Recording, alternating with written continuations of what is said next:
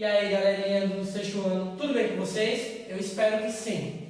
Bem, como vocês sabem, nós estamos em um período de distanciamento social e por isso as nossas aulas, por enquanto, terão que ter esse caráter virtual. Sendo assim, daremos início agora à unidade 2 do nosso livro didático, especificamente a partir do capítulo 4, onde nós iremos falar um pouco sobre composição visual, artista plástico ou artista visual, e também iremos falar de uma forma geral o que são artes visuais, seus elementos básicos, quem foi Kandinsky, pontilhismo, o impressionismo e muito mais.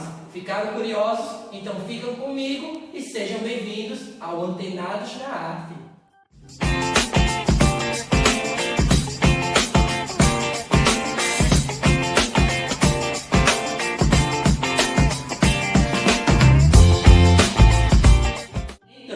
Pode ser uma pintura, um desenho, pode ser uma escultura, uma fotografia. É tudo aquilo onde um determinado artista, que é conhecido como artista plástico, é um termo conceitual, atual e contemporâneo, que vai falar daquele profissional que ele transforma qualquer tipo de material em uma determinada produção, onde pode ser perceptível, observar ou até mesmo tocar. Então, o artista plástico ele vai ter essa função de produzir uma determinada obra que possa ocupar espaço, que possua forma. Mas vamos um pouco mais além, vamos até mesmo para o contexto de vocês. Por exemplo, quando vocês vão ao shopping, basicamente, vocês pensam em uma determinada roupa para ir, um acessório, um calçado, não é isso? E quem vai olhar para você já vai ter uma obra de arte. Como assim? Estou falando que vocês são bonitos? Pode até ser. Mas eu quero falar que até a forma como nós nos vestimos expressa um gosto, seja por cor, uma ideia, ou uma temática que a gente possa se vestir de algum desenho, de algum personagem, super-herói. Enfim, tudo aquilo vai estar mostrando muito da gente, que na maioria das vezes não precisa nem a gente falar, mas através dessa composição visual vai estar demonstrando uma ideologia, um pensamento, um gosto e um estilo próprio de cada um. Quando vamos para a festa, da mesma forma. Quando vamos a uma praia, uma piscina, nós temos uma forma própria de se vestir referente àquele contexto que nós estamos indo, ou que nós estamos vivenciando. É claro que, por exemplo, se nós estamos no período de carnaval, nós chegarmos a ver alguém com a roupa de festa junina, é meio contraditório, não é assim? Da mesma forma, se nós estamos em um jantar de Natal ou de Réveillon, alguém chegar com a roupa de piscina, de praia, sentar à mesa, de biquíni, de sunga, não vai ser estranho? Porque cada contexto exige uma determinada composição e muito daquilo que a gente veste vai expressar ou não uma situação, um conceito, uma ideologia, como eu falei. Tudo bem? Mas nós temos algo. O que é um suporte dentro da arte? Fica ligado nessa dica. Suporte é tudo aquilo que eu posso utilizar para produzir uma arte que vai se tornar um documento. Como assim, professor? Por exemplo, eu preciso de materiais como pincel, tinta, caneta, mas também eu preciso de um suporte onde eu vou poder realizar minha obra de arte, onde eu vou poder desenhar, pintar, grafitar. Então eu preciso de um piso, de uma parede, de uma folha, de um pedaço de madeira, de uma pedra. Eu vou precisar de algo onde eu possa registrar a minha criatividade e a minha imaginação por meio da minha técnica. Tudo bem? Vamos lá. Dentro da arte nós temos alguns elementos que fazem parte da composição visual. Mas antes de eu falar um pouco sobre eles, eu quero falar para vocês o seguinte. Dentro de uma composição musical, nós temos uma sequência de fundos musicais, ou seja, de sons, mas também nós temos silêncio, um período de silêncio, dentro de um espaço de tempo. Quando nós também falamos sobre uma coreografia, nós estamos falando num conjunto, numa organização de movimentos à base de um determinado ritmo, não é assim? E na pintura, o que significaria a composição visual? E quando nós falamos de composição visual, nós estamos falando na junção desses elementos que, claro, por si só eles já têm seu significado, sua importância, mas quando se juntam, eles vão compor uma determinada obra. Quando nós falamos no ponto que é o primeiro desses elementos, nós estamos falando naquele ingrediente que não pode faltar de forma alguma para a composição da obra. Ponto. Quando nós falamos de uma linha, nós estamos falando de uma sequência de pontos que vão estar lado a lado, que vai dar aquela sensação de movimento. Quando nós falamos em textura, vai dar aquela noção de relevo, onde a gente pode apreciar, através do nosso tato, e sentir a obra. O quarto ponto é a cor. É normal e tão natural a gente falar que toda obra de arte, por meio das cores, ela quer representar determinadas emoções. Então, quando nós falamos de cor na arte, nós estamos falando de emoções. A figura, ela pode utilizar formas geométricas, mas ela também pode utilizar uma forma figurativa. O que é uma forma figurativa? É a gente representar o objeto, uma paisagem, uma pessoa tal como existe na realidade. Ou seja, é eu ver uma determinada obra, vamos dizer que um desenho de um gato. Ao olhar para aquela obra, eu vou entender que aquele animal, aquilo que está sendo representado ou foi representado, existe na minha realidade.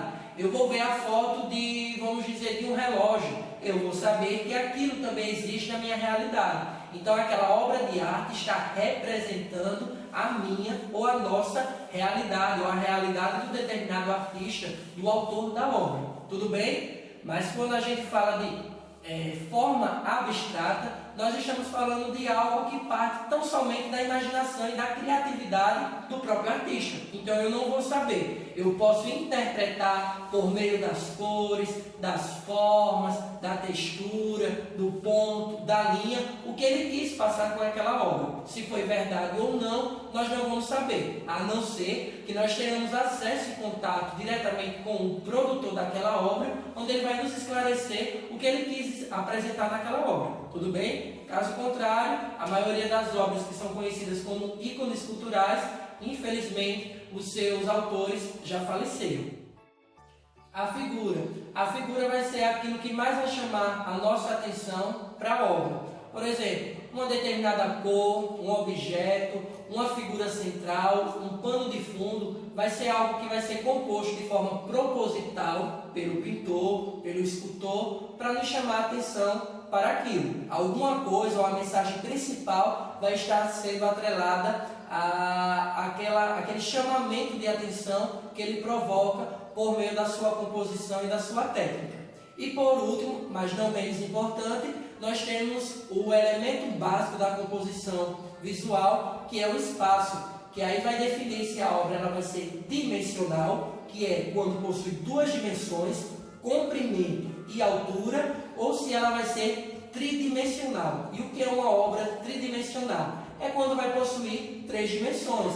Vai possuir altura, comprimento e volume. Normalmente nós percebemos isso em esculturas, porque nós percebemos a altura, percebemos o comprimento e o volume, porque aquilo vai provocar uma sensação de 3D, que é real, que a gente pode tocar. Tudo bem? Então vai aqui uma dica de ouro mais uma vez. Você que tem um determinado interesse para descobrir sobre artistas, suas biografias, suas produções, sobre termos artísticos, sobre representações de determinados artistas, movimentos históricos que foram reproduzidos dentro da arte, é só vocês acessarem o dicionário virtual que o Itaú disponibiliza. Então ele é um acervo riquíssimo, já que vocês são digitais, para vocês tomarem conhecimento e acesso a todo esse tipo de recurso. Então você tem curiosidade dentro da arte, vocês podem acessar a enciclopédia Itaú Cultural. Tudo bem? Acessem lá, qualquer curiosidade pode compartilhar comigo, eu estarei aberto também para passar alguns esclarecimentos para vocês. Mas vamos lá. Dando continuidade, eu gostaria de falar de termos específicos dentro da composição visual na arte. A primeira que nós iremos falar é sobre a gravura. Muitas pessoas acabam confundindo gravura com pintura. E nós já trabalhamos na sala de aula falando que pintura é tudo aquilo que nós produzimos sobre a superfície. Mas quando nós falamos em gravura, é aquilo que foi gravado, fincado num determinado material, numa determinada matriz. E o que seria a matriz para uma obra chamada gravura? seria aquela composição que é feita sobre uma pedra, sobre um pedaço de madeira, de um metal. É algo que vai ficar ali registrado por um longo tempo, permanentemente. Não vai ter nenhuma interferência, não vai perder a sua cor, não vai ter nenhum tipo de rasura, tudo bem? Distorção. Então, gravura é diferente de pintura. E no Brasil, tem um tipo de gravura que foi muito trabalhado, que foi trazido pelos portugueses no período da colonização, que é a xilogravura, e que principalmente até hoje ela é muito usada, principalmente na região Nordeste, principalmente na composição de livretos, de literatura, de cordel. Mas a xilogravura, apesar de ser uma das gravuras, um dos ramos da gravura mais produzido e que tem se tornado de uma forma mais popular em nosso território, é uma técnica aprendida lá pelos chineses, tá certo? Então lembre, gravura e xilogravura, certo? Agora vamos dando adiante e já estamos concluindo o nosso vídeo. A nossa aula de hoje também vai falar um pouco sobre o impressionismo. Foi um movimento artístico, um movimento cultural que surgiu lá na França no século XIX e representava muito a questão da natureza, era a paisagem, vamos dizer que era o pai e a mãe da fotografia. Então, um determinado artista deparava-se diante uma imagem, uma pessoa, um local, e ele ali iria eternizar através da pintura. Estavam famílias onde elas pousavam, ficavam paradas por horas e horas na frente daquela tela, e ele ia reproduzir aquela fotografia da família. Ou até mesmo no momento de aniversário, de um casamento, de um evento muito importante, os ex, como vocês sabem, sempre tem aquela pompa de se posicionar, de mostrar sua besta, suas roupas reais, suas vestimentas reais, através da pintura impressionista. Tudo bem? Dentro do impressionismo, vai surgir alguém muito conhecido que é Kandinsky, onde ele vai dizer que tudo vai nascer a partir do ponto. Então, tudo começa no ponto. Ele entende que é o elemento básico para a composição artística e visual, certo? Então, esse ponto vai também dar acesso e origem a um outro tipo de ramificação do impressionismo, que é denominado pontilhismo. Então, o pontilhismo é toda aquela técnica onde você compõe uma determinada obra a partir de pontos. Então, você vai utilizando pontos de uma determinada cor, vamos dizer pontos azuis, vários pontos azuis para compor o mar, o céu. Você quer compor uma árvore, as folhas de uma árvore, você vai utilizar os pontos verdes. Você não vai pintar completamente, você vai deixar algumas manchas ou você vai colocar simplesmente pontos que, ao olhar, ao apreciador analisar a obra, vai criar aquela ilusão ótica de uma determinada obra, como se tivesse preenchido completamente, certo? De uma forma mais contextualizada, quem nunca leu gibis, histórias em quadrinhos? Então, também, lá a gente vê de uma forma mais atualizada, de uma técnica aperfeiçoada do pontilhismo, que a gente deve um grande reconhecimento ao alemão Liechtenstein.